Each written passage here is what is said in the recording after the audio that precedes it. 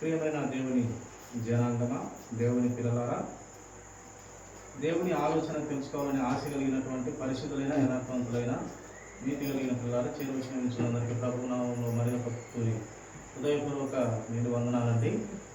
గ్రంథం నుండి యోహాను 14వ అధ్యాయం 3వ వచనం మరొకసారి మనము ధ్యానించుకున్నాము. నేను వెళ్ళి మీకు స్థలము సిద్ధపరచిన ఎడల నేనుండు స్థలంలో మీరును ఉండులాగున మరలా వచ్చి నా యొద్ద ఉండుటకు మిమ్మల్ని తీసుకొని పోవుదునని గొప్పగా వాగ్దానం చేసినటువంటి దేవుడు నమ్మదగినవాడు. ఆయన ఏం చెప్తున్నాడంటే, నేను వెళ్ళి మీకు స్థలము సిద్ధపరచిన ఎడల, నేను స్థలము సిద్ధపరిచినట్లయితే నేనుండు స్థలంలో మీరును ఉండులాగున మరలా వచ్చి మిమ్మల్ని నా యొద్ద ఉండుటకు తీసుకొని పోతానని ఒక గొప్పదైన వాగ్దానం చేసి మన యేసుక్రీస్తు ప్రభువారు పరమకు వెళ్ళినాడు. ప్రియులారా, 2000 సంవత్సరాల కిందట ఆయన చేసినటువంటి వాగ్దానము నిజమా లేక అబద్ధమా అని మనము పరిశీలించాలి. దేవుడు నా వాక్యాన్ని పరిశీలించమనే ఆయన చెప్తాడు, ధ్యానించమనే ఆయన చెప్తాడు. అది నిజమా కాదా, సత్యమా అసత్యమా అని పరిశీలించి, నేను అలాంటి మంచి లక్షణములు గల దేవుడనైతేనే నన్ను నా యొద్దకు రా, లేక నా విశ్వాసంలో ఉండు, లేక నా రాజ్యానికి ఆశ కలిగి ఉంటే నీవు నీ సొంత నోటితో నీ రక్షకుని అనగా యేసుక్రీస్తు ప్రభు వారిని ఒప్పుకొని మారు మనసు పాప క్షమాపణ నిమిత్తము బాప్తీసం తీసుకుని ఉంటే పరిశుద్ధాత్మ దేవుని వరం కూడా నీకు నీ హృదయంలోకి వస్తుందని ఆయన చెప్పడం మనము గ్రంథంలో చూస్తాం. ప్రియులా, కనుక వాగ్దానం చేసిన వాడు ప్రతి లేఖనము వాగ్దానం చేసిన ఆ దేవుడు నమ్మదగిన దేవుడు. ఆయన ఎవరైతే నమ్ముతారో వారికి మాత్రమే ఆయన పెళ్లి విందు కానీ ఆయన 1000 సంవత్సరాల ఆ పరిపాలన కానీ చూస్తాం. లేక పరలోక రాజ్యంలో మహాభక్తులు భక్తురాళ్ళు ఆయన శిష్యులైనటువంటి ఒక గొప్ప సాక్షి సమూహము గ్రంథంలో ఎంతో మంది ఉన్నారు. ఆ పరిశుద్ధ పట్టణంలో వాళ్ళందరినీ కూడా మనం చూడబోతున్నాం. ఎవరు చూస్తారు అంటే విశ్వాసం ఉంచిన వారు మాత్రమే. ప్రియులు, చనిపోయిన తర్వాత ఒక గొప్ప లోకము లేక ఒక గొప్ప జీవితము ఉందని నమ్మిన వారు మాత్రమే ఆయనను మనస్ఫూర్తిగా నమ్మగలరు, విశ్వాసం ఉంచగలరు, ఓర్పుతో సహనంతో ఆయన కోసం నిరీక్షణ ఉండగలరు.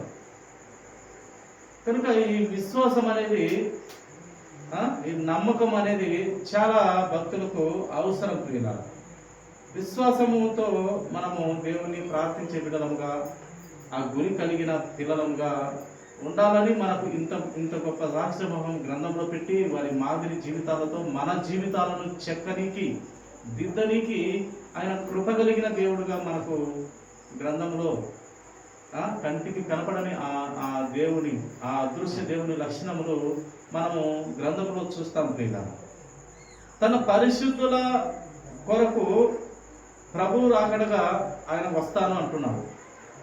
మీరు ఏమంటున్నాడు? మళ్ళీ ఒకసారి చదువుకున్నాం ఇదే లేఖనము. నేను వెళ్ళి మీకు స్థలము సిద్ధపరచిన ఎడల, నేను వెళ్ళి స్థలం సిద్ధపరిస్తే నేనుండు స్థలంలో మీరును ఉండులాగున, అక్కడ మీరు కూడా ఉండులాగున మరలా వచ్చి నా యొద్ద ఉండుటకు మిమ్మల్ని తీసుకొని పోతాను, మరలా వస్తాను అన్నాడు దేవుడు, అన్నాడు ప్రభు, అన్నాడు యేసుక్రీస్తు ప్రభు వారు. రెండవ రాకడగా మళ్ళా వస్తాను నేను. ఒక రాకడగా వచ్చాడు, ఆయన జీవించి ఈ పాపపు లోకంలో పాపం అంటించుకోకుండా బ్రతికి జీవించి వెళుతూ మళ్ళీ పరిశుద్ధాత్మ దేవుని మనకి అందించి పంపించి ఆయన వెళ్ళడం జరిగింది. మళ్ళీ వస్తాను, నేను మీకు స్థలాలు సిద్ధపరచడానికి వెళ్తున్నాను. స్థలమే కూడా ఇక్కడ రాయబడిన మాట, స్థలము సిద్ధపరిచిన దానికి వెళ్తున్నాను, లేక మీకు నివాసములు అనేకములు నా తండ్రి వద్ద ఉన్నవి అని చెప్తున్నాడు మన ప్రభు. లేని ఎడలైతే మీతో చెప్పను అని కూడా మన ప్రభు చెప్తూ వస్తున్నాడు. లేని ఎడల నేను మీకు చెప్పను, ఉన్నాయి కాబట్టే అక్కడ నేను తండ్రితో ఉన్నాను కాబట్టే, ఉన్నవి కాబట్టే నేను చెప్తూ ఉన్నాను. నివాసములు మీకు ఉన్నాయి కాబట్టే, లేక స్థలాలు మీకు సిద్ధపరచడానికి నేను వెళ్తున్నాను. మళ్ళీ వస్తాను, రెండవ రాకడగా, మళ్ళీ ఒక రాకడగా వస్తాను. ఒక రాకడలో నేను నా ప్రయత్నం అంతా మన తండ్రి ప్రయత్నము, ఆలోచన, చిత్తం నెరవేర్చి వెళ్ళి తిని మళ్ళీ వస్తాను. అది మీకోసమే వస్తాను. మీకోసము మన పరమ తండ్రి కట్టించిన పరలోక రాజ్యమును పరిచయం చేయడానికి నేను మళ్ళా వస్తాను. మిమ్మల్ని తీసుకొని పోతాను. అప్పటికి మృతులైన వారిని కూడా పిలుచుకొని వచ్చి మిమ్మల్ని పిలుచుకొని వెళ్తాను అని దేవుడు గొప్ప వాగ్దానం దైవ గ్రంథంలో మనకు తెలియపరిచి ఉన్నాడు ప్రియుల. కనుక తన పరిశుద్ధులను మనం అందరినీ చూడబోతాం. అక్కడ భక్తులందరినీ, ఎంతమంది భక్తులు ఉన్నారో, ఎంతమంది నీతిమంతులు ఉన్నారో, యథార్థవంతులు ఉన్నారో, పరిశుద్ధులు ఉన్నారో, మన పరమ తండ్రిని చూస్తాము, మన యేసు క్రీస్తు ప్రభు వారిని చూస్తాము. ఆ గురి కలిగి ఉండాలని దేవుడు ఈ అమూల్యమైన, ఈ గొప్పదైన గ్రంథం మనకు ఇస్తూ, ప్రతి ఒక్క ఆత్మను ఆయన ప్రేరేపిస్తూ ఈ గొప్ప గ్రంథాన్ని మనకి ఇచ్చినాడు ప్రియులారా. కనుక మన గురి ఎలా ఉండాలంటే, ఆయన వస్తాడు, మాట ఇచ్చిన వాడు నమ్మకమైన వాడు, నమ్మదగినవాడు. కనుక ఆ నమ్మకంతో నిరీక్షణ, పట్టుదల, ఓర్పు కలిగి ఉన్నట్లయితే, ఆ గురి కలిగి ఉన్నట్లయితే, ఆ నిలువరమైన పట్టణం అనగా ఏమని అర్థమమ్మా? ఎప్పుడుకు కొట్టివేయబడినటువంటి పట్టణం అది. ఈ భూమి, బైబిల్ గ్రంథం ఏం చెప్పింది అంటే, ఈ భూమి ఒకనొక సమయము అంతా నాశనం అయిపోతుంది, నాశనం చేస్తాను, లయమైపోతుంది. మీరు చనిపోయినా లేకపోతే బ్రతికి ఉన్నా మీ ఆత్మను మట్టుకు నేను తీసుకొని పోతాను. ఆత్మకు చావు లేదు. ఆ ఆత్మల లోకానికి నేను తీసుకొని పోతాను, ఆ పరిశుద్ధులు ఉండే పట్టణానికి తీసుకొని పోతాను అని మన ప్రభువు మనకు ఒక గొప్ప వాగ్దానం ఇచ్చినాడు. ఆ వాగ్దాన్ని నమ్మిన వాడే గొప్పవాడు అన్నట్టు ప్రియ. నమ్మిన వారే ధన్యులు. నమ్మితే నా మహిమ చూస్తామన్నాడు దేవుడు. ఆ మహిమ గల పట్టణం చూస్తాము. నిజంగా ఆ పట్టణము అనుకుంటే చాలా భలే అందమైన పట్టణం అది. అందమంటే అంత విలువైన వజ్ర వైడూర్యాలు, బంగారుతో ఉన్నటువంటి పట్టణము, అందమైన నదులతో, అందమైన వాతావరణంతో, పసి పిల్లలు క్రూర మృగాల దగ్గర ఆడుకునే పట్టణం అంట పిల్ల. పాములు పసిపిల్లలు ఆడుకునే పట్టణం, క్రూర జంతువులు పసిపిల్లలు ఆడుకునే పట్టణం. కానీ ఈ లోకంలో అలా కుదరదు కదా. అంత పవిత్రత పట్టణం అది. అక్కడ ప్రతి జంతువు కానీ, ప్రతి పక్షి కానీ దేవుని మాట వింటాయి. అక్కడికి చేరిన మనిషి కూడా దేవుని మాట వింటూ, దేవునికి లోబడుతూ, దేవుని స్తుతిస్తూ, మహిమపరుస్తూ ఆ గొప్పదైన పట్టణాన్ని ఆశ కలిగి, గురి కలిగి ఉండడమే విశ్వాస లక్షణం ప్రియుల. చూడండి, మరొక లేఖనం మనం చూస్తాము.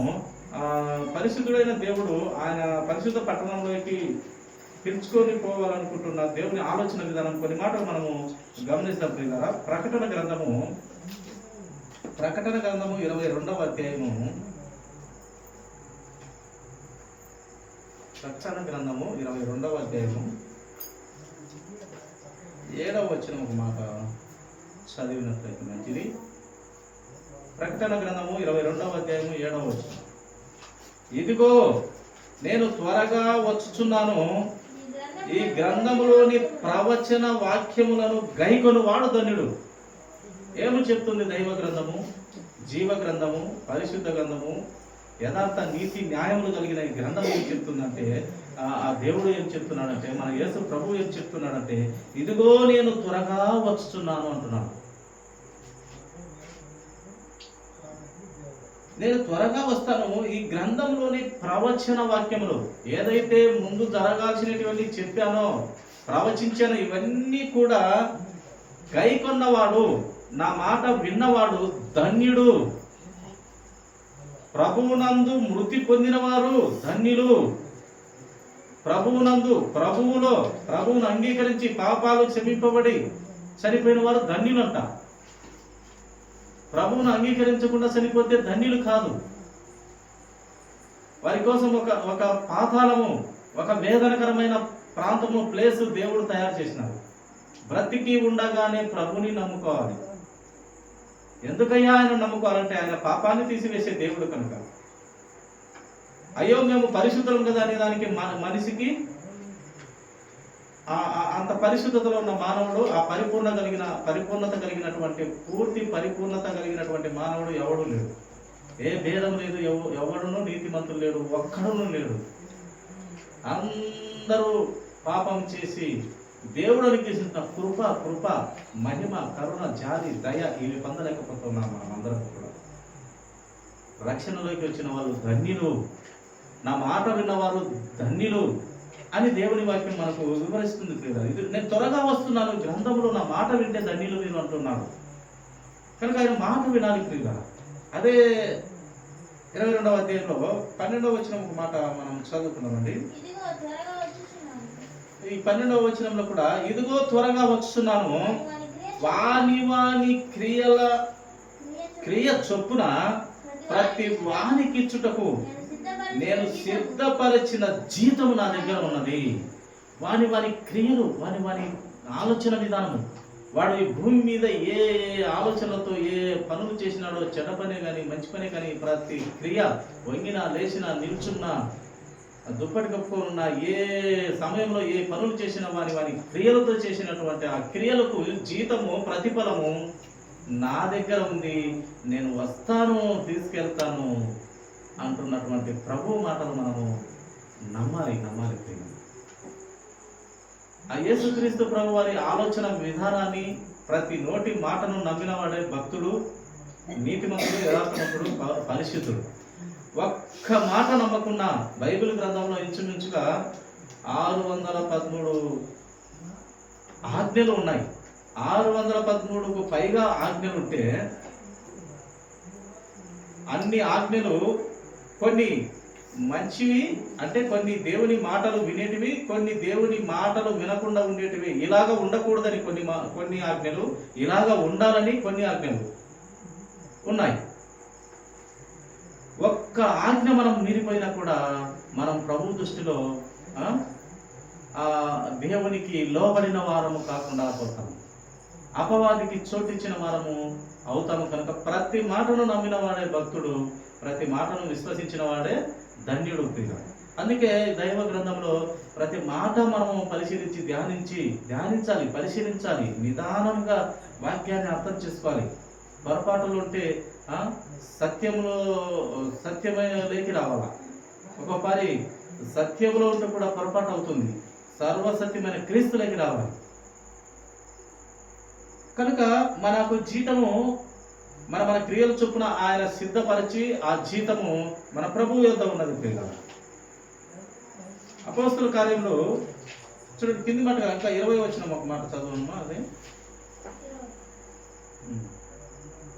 ఈ సంగతులను గురించి సాక్ష్యం ఇచ్చువాడు అవును త్వరగా వస్తున్నానని చెప్తున్నాడు. ఆమేన్. ప్రభువైన యేసు రమ్ము. ఈ సంగతుల గురించి చెప్తున్నటువంటి సాక్ష్యం ఇస్తున్నవాడు మన ప్రభువు.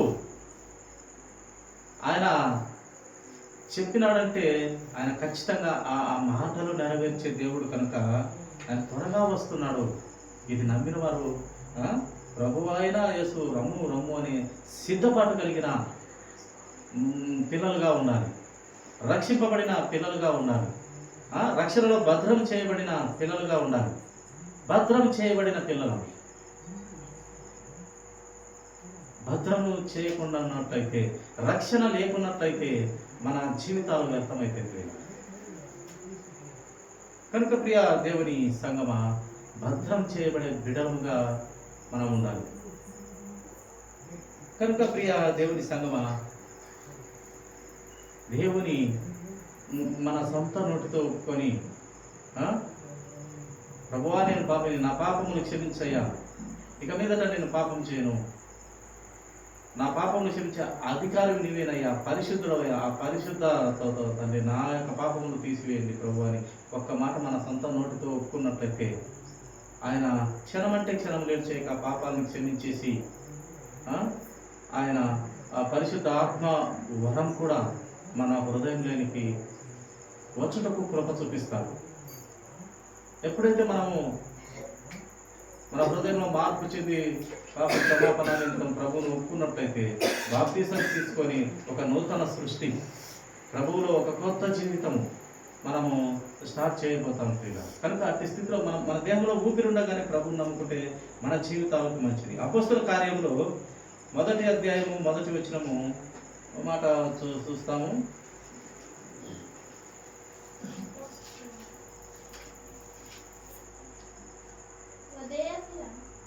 వతేఫీల యేసు తాను ఏర్పరచుకొనిన అపోస్తలులకు పరిశుద్ధాత్మ ద్వారా ఆజ్ఞాపించిన తర్వాత ఆయన పరమునకు చేర్చుకొనబడిన దినము వరకు ఆయన చేయుటకును బోధించుటకును ఆరంభించిన వాటినన్నిటిని గూర్చి నా మొదటి గ్రంథమును రచించి తిని.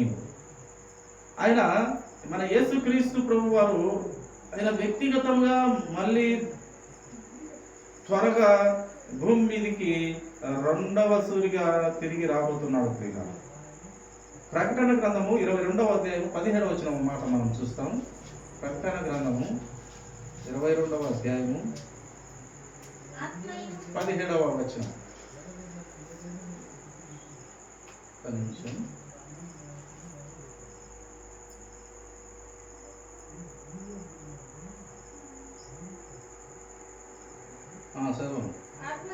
ఆత్మయు పెళ్లి కుమార్తెయు రమ్ము అని చెప్పుచున్నారు, వినువాడును రమ్ము అని చెప్పవలను. దప్పికొనిన వాని రానిమ్ము, ఇచ్చేయించు వారిని జీవజలమును ఉచితంగా పుచ్చుకొననిమ్ము. ఎవరైతే ఆశ కలిగి ఉన్నారో వాళ్ళను రమ్మనండి. ఆ పెళ్లి కుమార్తె రమ్ము అని చెప్తున్నారు, వినువాడును రమ్ము అని చెప్తున్నాడు, చెప్పవలను. దప్పి కొనిన వారిని రానిమ్ము, ఇచ్చించు వారిని జీవజలమును ఉచితంగా పుచ్చుకొను. జీవజలములు ఆయన ఉచితంగా ఇస్తున్నాడు. నేను వస్తానంటే ఆయన త్రోసివేసే దేవుడు కాదు. ప్రభువా నేను పాపిని, నా పాపను క్షమించునంటే నేను క్షమించను కూడా అనే దేవుడు అయితే ఆయన కాదు. ఆయన క్షణం అంటే క్షణం లేట్ చేయనంటారు కదా. ఈ క్షణాల్లో క్షమించేసి నా బిడ్డ రా అంటాడు. మనము గ్రంథంలో కొన్ని చోట్ల మనం పరిశీలించినట్లయితే యేసుక్రీస్తు ప్రభు వారు కొంతమంది స్వస్థతపై ప్రభు వద్దకు వచ్చినప్పుడు వాళ్ళు తెలివిగా ఒక మాట అనేవారు. ఏమనేవారంటే, అనారోగ్యంతో ఉన్నవారు ఏమనేవారంటే, ప్రభువా నీకు ఇష్టమైతే నన్ను స్వస్థపరచు అని ఒక తెలివైన ఉపాయంతో అన్నప్పుడు ప్రభువు ఇంకా దానికి నాకు ఇష్టం లేదని చెప్తాడు. ఆయన సర్వ సృష్టిని ఎంతో, లోకంని ఎంతో ప్రేమించిన మన దేవుడు నీకు ఇష్టమైతే నన్ను శుద్ధిని చేయి, నా అనారోగ్యత తీసేయి అంటే నాకు ఇష్టం లేదని ఆయన ఆ మాట అనగలడం తెలివిగా. అంటే నాకు ఇష్టమే, నీవు స్వస్థత పొందుకొను, నాకు ఇష్టమే నా రాజ్యము వచ్చుట, నాకు ఇష్టము, నీవు నీ సొంత మాటతో ఒక్క మాట నేను పాపిని, నన్ను క్షమించు ప్రభువా అని పాపాలు తీసివేయగలిగిన అధికారిని మనం అడిగినట్లయితే మన యేసయ్యను క్షణం అంటే క్షణం లేట్ చేయడంట. అంత గొప్ప దేవుడు మనకు పరమందు ఉన్నాడు.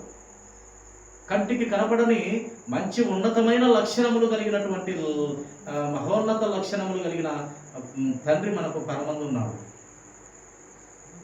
కనుక మనము ఆయన ఒక్క క్షణం అంటే క్షణం లేట్ చేయనంట. నీ రాజ్యంకి వస్తాను ప్రభువా, లేక నన్ను స్వస్థపరచు ప్రభువా, నా పాపం తీసివేయి ప్రభువా, ఇలాంటి మాటలకి అంటే ఆయన హక్కున దగ్గరకు చేర్చుకొని నిన్ను పవిత్రపరిచి ఆయన సన్నిధికి పిలుచుకోవాలనే నమ్మకమైన దేవుడు మన యేసుక్రీస్తు ప్రభు వారు. తెస్సలోనికీయులకు రాసినటువంటి పత్రిక, మొదటి పత్రిక చూడండి. తన పరిశుద్ధుల కొరకు ఆయన రాకడగా కొన్ని మాటలు మనం గమనించుకుందామండి. తన పరిశుద్ధుల కొరకు తన రాజ్యంలో చేర్చుకునేదానికి ఆయన తిరిగి రానున్న దేవుని ఆలోచన విధానం కొన్ని మనం గ్రంథంలో ధ్యానించుకున్నాం. తెస్సలోనికీయులకు రాసినటువంటి మొదటి పత్రిక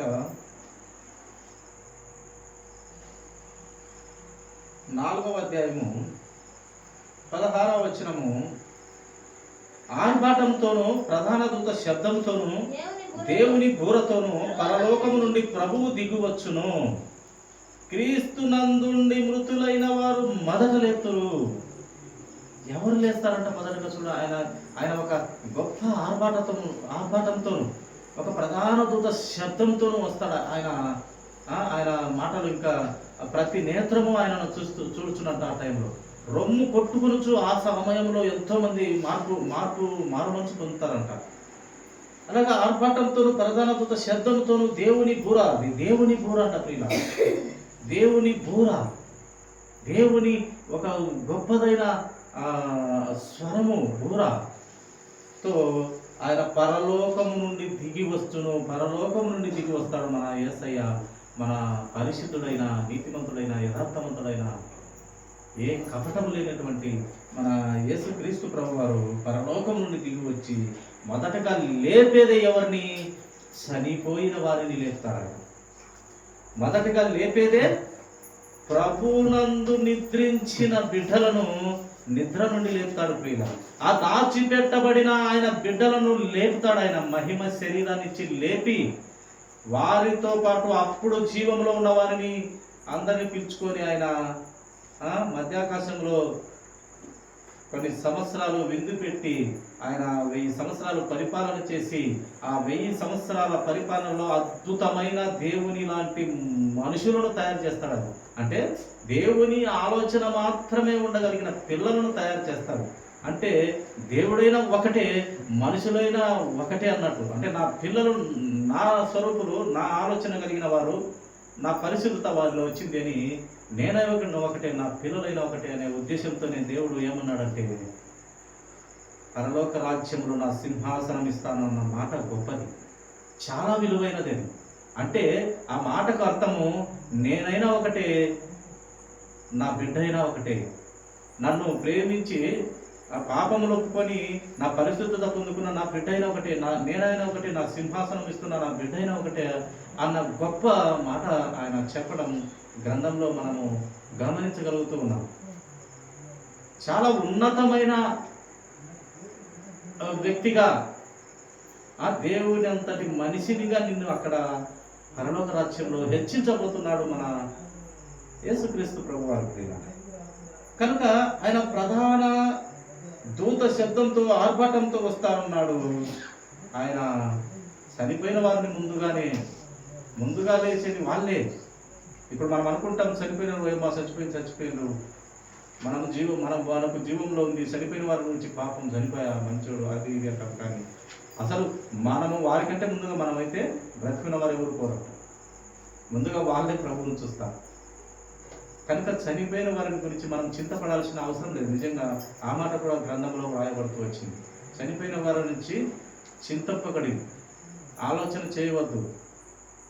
వారు జీవితంలో దేవుడిచ్చిన ఆయుస్సు, దేవుడిచ్చిన ఆ సంవత్సరాలను ముగించుకొని దేవుని యొద్ద ఉన్నారు. నీ బ్రతుకు, నీకు జీవం ఉంది, ఇంకా నీ బ్రతుకు ఇంకా ఉన్నతమైన ఆ పట్టణానికి వెళ్ళాలంటే ఈ లోకంలో ఇంకా నువ్వు దేవుని మంచి లక్షణములు కలిగిన లక్షణములతో బ్రతుకు అనేది ఆయుష్ ఇచ్చినప్పుడు ఆ బ్రతుకును మనము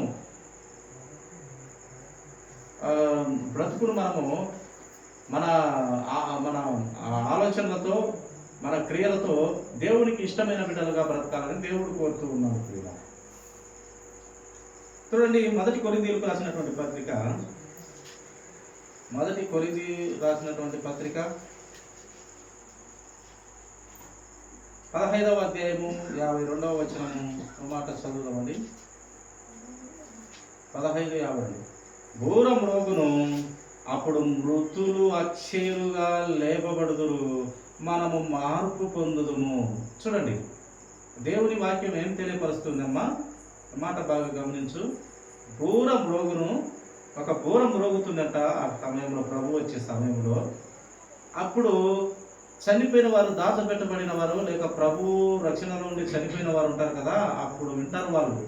ఈ చనిపోయిన వాళ్ళు ఇంకా వారిలో జీవం లేదు, అది మన్ను అయిపోయింది మనమైతే అనుకుంటాం. కానీ అది దాచిపెట్టబడిన దేవుని సొత్తు. ఏదేది? ప్రభునందు నిద్రించినటువంటి బిడ్డలు దాచిపెట్టబడినటువంటి దేవుని సొత్తు ఒకనొక సమయంలో బూర శబ్దం విని అక్షయులుగా లేపబడతారు.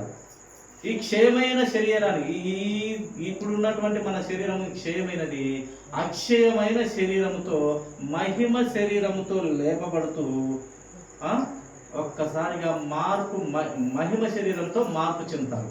మార్పు చెంది ప్రభు ప్రభు పిలుచుకొని మళ్ళీ అప్పుడు జీవంలో ఉన్న బిడ్డలు కనుక వచ్చి వీళ్ళను పిలుచుకొని పోయి 7 సంవత్సరాలు విందు, 1000 సంవత్సరాల పరిపాలన.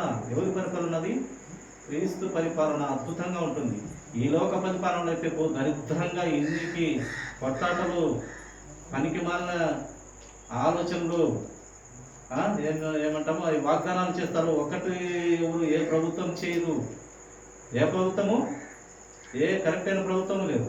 అన్నీ మాట తప్పే ప్రభుత్వాలే. దాంట్లో అశక్తి ఏం లేదు.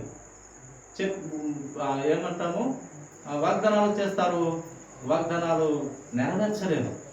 కానీ మన ప్రభువు వాగ్దానం చేసినాడు. ప్రియ దేవుని సంగమా, ఆయన వాగ్దానం చేసినాడంటే అవి జరుగుతాయని నమ్మిన వాడే భక్తుడు, విశ్వాసి, ఆ నిరీక్షణ కలిగిన వారే దేవుని పిల్లలు, దేవుని మనస్ఫూర్తిగా అంగీకరించినటువంటి పిల్లలు. కనుక ఘోరం రోగుతుంది. మృతులు ఆ శరీరమును వదిలిపెట్టి మహిమ శరీరం ధరించుకొని లేపబడతారు. మార్పు ఒక్కసారిగా మహిమ శరీరంగా వస్తుంది. కనుక ప్రభు వచ్చే సమయంలో చూడండి, ఆ చనిపోయిన వారే మొదటిగా లేస్తారు.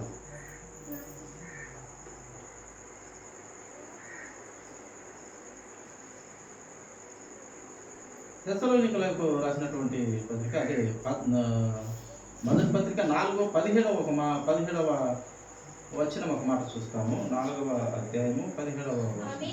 ఆ మీదట సజీవులమై నిలిచి ఉండు మనము వారితో కూడా ఏకంగా ప్రభువును ఎదుర్కొనుటకు ఆకాశ మండలముకు మేఘముల మీద కొనుక్కోబడుతుంది. కాగా మనము సదాకాలం ప్రభుతో కూడా ఉంది.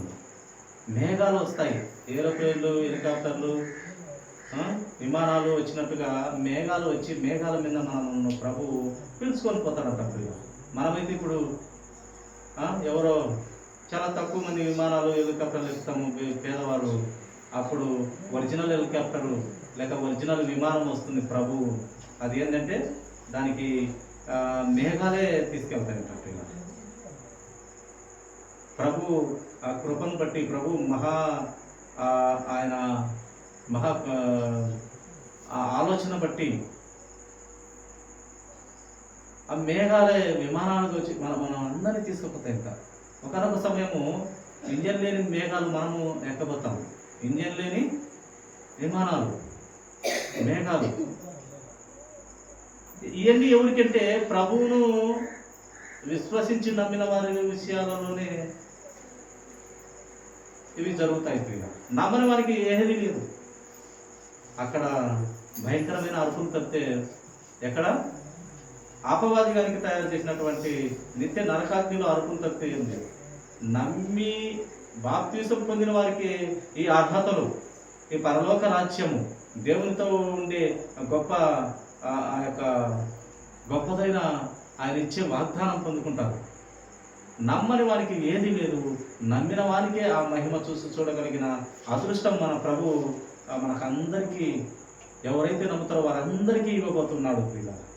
కనుక సదాకాలం ప్రభుతో ఉండాలంటే మనం ఈ భూమి మీద ప్రాణం ఉండగానే ప్రభువుని నమ్ముకోవాలా, రక్షణ పొందుకోవాలి, భద్రం చేయబడిన పిల్లల్లాగా ఉండాలి, బుద్ధి కలిగిన కన్యకల వలె ఉండాలి.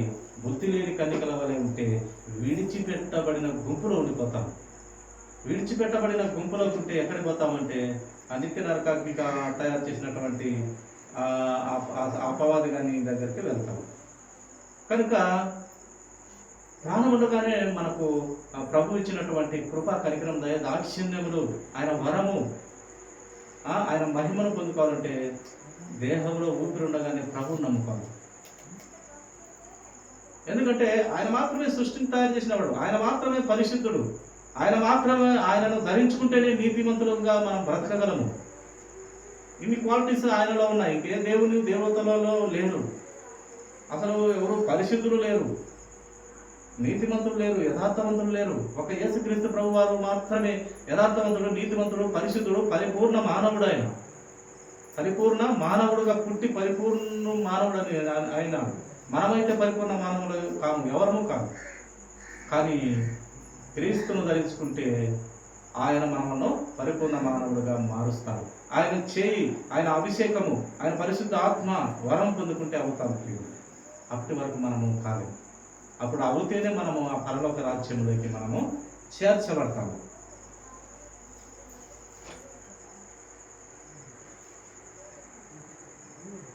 కొరింథీయులకు రాసినటువంటి మొదటి పత్రిక 15:51 ఒక మాట చదువమ్మా. కొరింథీయులకు రాసినటువంటి మొదటి పత్రిక 15వ అధ్యాయము 51వ వచనం. ఇదిగో మీకు ఒక మర్మము తెలుపుచున్నాను, మనమందరము నిద్రించము కానీ నిమిషములో ఒక రెప్పపాటున కడబూరం రోగగానే మనమందరము మార్పుకోము. అది ఆ బూరం రోగగానే నిమిషములో అంట ప్రియులారా, ఒక్క రెప్ప పట్టున రెప్ప అట కొట్టి తీసేయాలకల్లా మనకు మహిమ శరీరాలు ఇస్తారట. ఎవరికి వారు ఇచ్చేది ఆ మహిమ శరీరాలు? ప్రభువును అంగీకరించి పాపములు ఒప్పుకొని యథార్థతగా పవిత్రతగా బ్రతికిన పిల్లల్లో ఇవి జరుగుతాయట. రెప్ప పాటులో మహిమ శరీరము ప్రభువును చూసే ధన్యత మనకు ఊపిరుండగానే ఆ ధన్యత పొందుకోవాలి. ఆ రక్షణ, ఆ మారు మనసు, ఆ పాప క్షమాపణ, ఆ పాపాలు తీసివేయబడే క్రీస్తు మనకు తోడుగా ఉన్నాడు, మనకు దగ్గరగా ఉన్న దేవుడు. మరపెడితే ఆయన దూరంగా ఉన్న దేవుడు కాదు, నిజముగా మొరపెడితే మనకు సమీపంగా ఉన్నటువంటి దేవుడే. కనుక అట్టి దేవుడు మనకున్నాడు. కనుక ఒక్క మాట మనము ప్రభువుని, ప్రభువా నేను పాపిని, నా పాపములు క్షమించాయి అంటే ఎంత అదృష్టం ఏమవుతున్నాడు ఆయన. నీ పాపమంతా తీసి పరలోక రాజ్యంలో ఆయన దగ్గర పెట్టుకుంటాను అంటుంటే మనం ఈ లోకంలోనే చచ్చిపడిన జీవితాలుగా బ్రతుకుతాం. ఈ లోక యుగ సంబంధమైన దేవత వారి కన్నుల కట్ట గుడ్డితనాన్ని కలుగజేస్తూ ఉందంట. ఈ యుగ సంబంధమైన దేవత, ఈ పనికిమాలిన యుగ సంబంధమైన దేవత అనగా సైతాన్ గాడు. ఆ సైతాన్ గాడు వారి కన్నులకు గుడ్డితనం కలుగజేసి వాడు ఏ దాంట్లో ఆనందిస్తున్నాడో, ఒక తాగుడులో ఆనందిస్తున్నాడు అంటే దాంట్లోనే పడిచేస్తాడు. ఒక వ్యసనంలో పడినాడంటే, ఒక జూదంలో పడినట్టే దాంట్లోనే చచ్చిపోతాడు. దాంట్లో నుంచి బయట వేయనీయడు ఈ అపవాదిగాడు. ఈ యుగ సంబంధమైన దేవత అంటే ఈ అపవాదిగాడు ఏ దాంట్లో వాడు ఆనందిస్తున్నాడో దాంట్లో నుంచి బయట వేస్తామనే అనుకునే పరిస్థితి వారికి కల్పించదు ఈ యుగ సంబంధమైన దేవత అపవాదిగాడు. కానీ యేసు క్రీస్తు ప్రభువారు పరలోక రాజ్యం నుండి తన 2 చేతులు చాచుతూ ఎవడన్నా నా ఆలోచన చేస్తాడా, వారి పాపములు ఒప్పుకొని నా దగ్గరికి వస్తాడని తన 2 చేతులు దినమంతా చూస్తూ ఉన్నాడంట ప్రియుల. నిజంగా దేవుని ఆలోచన విధానం చాలా గొప్పది. సైతాను కానీ కుతంత్రములు చాలా చెడ్డవి. వారి ఒక వ్యభిచారంలో పడితే వారి ఆ దాంట్లో నుంచి బయట వేడికి వారికి ఇష్టపడదంట. రోజుకు ఒక కలర్ఫుల్ జీవితం ఇస్తాడు వాడు. ఎవడోడు? అపవాదిగాడు. ఈ లోక సంబంధమైన యుగ సంబంధమైన దేవతలు వారి కన్నులకు మనో నేత్రములకు గుడ్డితనాన్ని కలుగజేస్తాడంట. వాడు బయట రానికి అవకాశం లేకుండా మనకి రంగురంగుల లోకంలో అన్ని చూపిస్తే ఇదేరా జీవితము, అక్కడే ఉందిరా అని కొంతమంది దరిద్రులు చెప్తూ ఉంటారు. ఏమని చెప్తారు? అంతా ఇక్కడే ఉందంటే ఏముంది? ఇక్కడ ఏమి లేదు. పరలోక రాజ్యంలో ఉంది అంతా. పరలోక రాజ్యమును కట్టిన తండ్రి యొద్ద సకల సర్వ సంపదలు, ఆ యొక్క ప్రాంతము, ఆ యొక్క ప్లేసు, ఆ భవనాలు, ఆ యొక్క కన్నులకు విందుగా ఉండే ఆ పరిసరాలు చాలా అద్భుతమైన పట్టణం పరలోక రాజ్యంలో ఉంది. కానీ ఇక్కడేముంది? లయమైపోయే పట్టణంలో అంతా ఉంది అని చెప్తుంటారు దరిద్రపు ఆలోచనలు కలిగినటువంటి వారు. ఇక్కడ ఏమి లేదు ప్రియుల, కేవలం ఈ శరీరంతో మన క్రియలు మాత్రమే. ఆ క్రియలను మళ్ళీ మోసుకొని వెళ్తాం. మట్టికి మన్ను అయిపోతుంది. ఈ ఆత్మ ఇచ్చిన దేవుడు ఆత్మ అయిన దేవుడి యొద్దకు పోతుంది. ఈ కేవలం ఈ శరీరం ప్రయోజనము, ఏదానికి ప్రయోజనం లేదు. కానీ ఆత్మ ఇచ్చిన దేవుడు ఆ ఆత్మ మటుకు మన క్రియలను మోసుకొని తన కుమారుని న్యాయస్థానం ముందు నిలబడుతుంది, తాను చేసినటువంటి క్రియలను మోసుకొని. కనుక రెప్పపాటులో కరగూడము కానీ మనం అందరము మార్పు పొందుదాము. మనమైతే నిద్రించము కానీ నిమిషములో రెప్పపాటులో మనము ఆయనను అంగీకరించి పాపం ఒప్పుకొని మనం ఆయనకు ఇష్టలుగా బ్రతికినట్లయితే ఆయన దగ్గర మనం రెప్పపాటులో మహిమ శరీరంతో ఆయన దగ్గర ఉంటామని దివ్య గ్రంథం మనకు తెలియపరుస్తుంది. చివరిగా ఒక మాట మనం చూసి ముగించుకున్నాము. తెస్సలోనికీయులకు రాసినటువంటి 2వ పత్రిక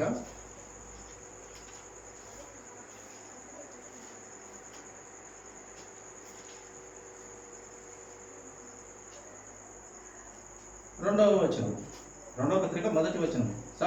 సహోదరులారా, ప్రభు దినం ఇప్పుడే వచ్చి ఉన్నట్టుగా ఆత్మ వలనైనను మాట వలనైనను మీ యొద్ద నుండి మా యొద్ద నుండి వచ్చినదని చెప్పిన పత్రిక వలనైనను ఎవడైనా చెప్పిన ఎడల మీరు తోడపడి చంచల మనస్కులు కాకుండా వలనని బెదరకుండా వలనని మన ప్రభువైన యేసుక్రీస్తు రాకను బట్టి మనము ఆయన వద్ద కూడుకున్నటకును బట్టి మిమ్మల్ని వేడుకొనుచున్నాను. అందరూ కలిసి పైకి ఎత్తబడతారు అని మనకు ఈ యొక్క లేఖన భాగంలో మనకు కనపడుతూ ఉంది ప్రియ. కనుక ప్రియ దేవుని సంగమ, మనము అందరం కలిసి దేవుని మన క్రియలతో మన దేహంతో జరిగించినటువంటి క్రియలు మోసుకొని ఆ విశ్వ న్యాయస్థానము అధికారి ముందు, అనగా యేసుక్రీస్తు వారి తీర్పరిగా ఉంటారు, ఆయన ముందు మనము నిలబడతాము. మన క్రియల ఫలితాలను పొందుకొని మనము, దేవుడు 2 దారులు నిర్ణయించారు. ఏ దారికి చెప్తే ఆ దారికి వెళ్ళనై ఉన్నటువంటి వారిగా మనము కనపడతాము ప్రియ. చివరి మాట ప్రియులను మనము చూసుకొని ముగించుకున్నాము.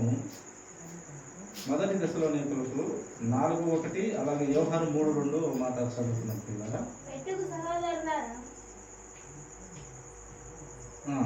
మెట్టుకు సహోదరులారా, మేము ప్రభువైన యేసు ద్వారా మీకు ఇచ్చిన ఆజ్ఞను ఎరుగుదురు. ప్రభువైన యేసు ద్వారా మీకు ఇచ్చిన ఆజ్ఞను మీరు ఎరుగుదురు. కనుక మీరు ఎలా ఉండాలంటే ప్రభువుతో పోలి నడుచుకొని ప్రభువుతో ఉండాలి. కనుక ప్రభువైన యేసు ద్వారా మీకు ఇచ్చిన ఆజ్ఞ మీరు ఎరుగుదురు. యేసు ద్వారా వింటున్నటువంటి ప్రతి మాట, ఆయన నోటి మాటను మేము మీకు చెప్తున్నాము. మీరు ఎలా ఉండాలంటే ప్రభువును పోలి నడుచుకోవాలి అని మనకు దివ్య గ్రంథం మనకు బయలుపరుస్తూ ఉంది. యోహాను సువార్త 3:2 చూడమ్మా.